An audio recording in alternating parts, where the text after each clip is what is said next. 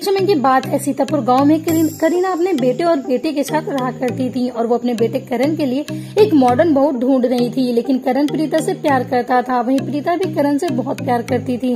मगर करण को पता था कि करीना उसकी शादी प्रीता से नहीं करवाएंगी, इसलिए वो प्रीता से भागकर शादी कर लेता है। जिसके बाद वो प्रीता को घर लेकर आता है। तब करण को प्रीता के साथ देखकर करीना और माहिरा काफी ज्यादा नाराज हो जाती हैं और अगले ही दिन से करीना और माहिरा दोनों मिलकर प्रीता को टॉर्चर करने लगती हैं। कभी उसका हाथ जला देती तो कभी उसे सीढ़ियों से गिरा देती, जिसकी वजह से प्रीता काफी परेशान हो जाती है। और एक बार तो माहिरा ने प्रीता के कमरे में ढेर सारी कॉकरोच छोड़ दिए थे, जिसकी वजह से प्रीता काफी ज्यादा डर गई थी। लेकिन वो सब कुछ जानते हुए भी माहिरा और अपने सास को कुछ नहीं कहती थी। वो बस यही सोचती थी कि कभी तो एक दिन आएगा जब उसकी जिंदगी में सब कुछ ठीक हो जाएगा।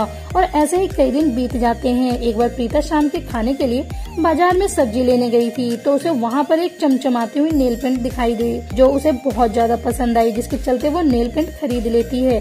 और घर पर जाने के बाद वो तुरंत उस नेल पेंट को लगा लेती है और नेल पेंट लगाकर वो जिस भी काम को हाथ लगा देती है वो काम खुद ब खुद हो जाता, जिससे प्रीता समझ जाती कि ये नेल पेंट एक जादुई नेल पेंट है। अभी ये सब उसकी सास करीना भी देख लेती है, जिसे देखकर उसकी सास करीना काफी ज्यादा हैरान हो जाती और फिर वो सोचती है कि आखिर ऐसा क्या है जो ये जिस काम को हाथ लगाती है वह जल्दी हो जाता है।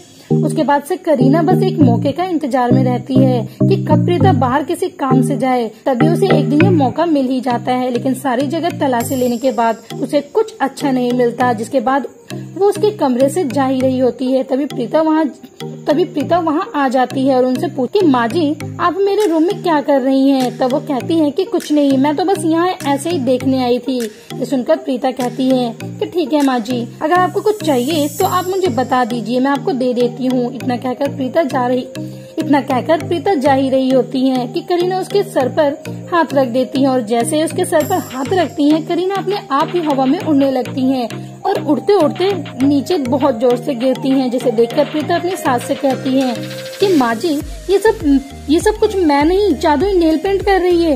ये मेरे साथ कुछ भी गलत नहीं होने देती और इसी वजह से मेरे सारे काम जल्दी हो जाते हैं। जिसे देखकर करीना की बेचैनी भी शांत हो जाती है और गिरने के बाद उसकी अक्ल भी ठिकाने आ जाती है। जिसके बाद करीना प्रीता से माफी मांग लेती है और प्रीता भी उसे माफ कर देती है और ऐसे ही सब कुछ ठीक हो जाता है।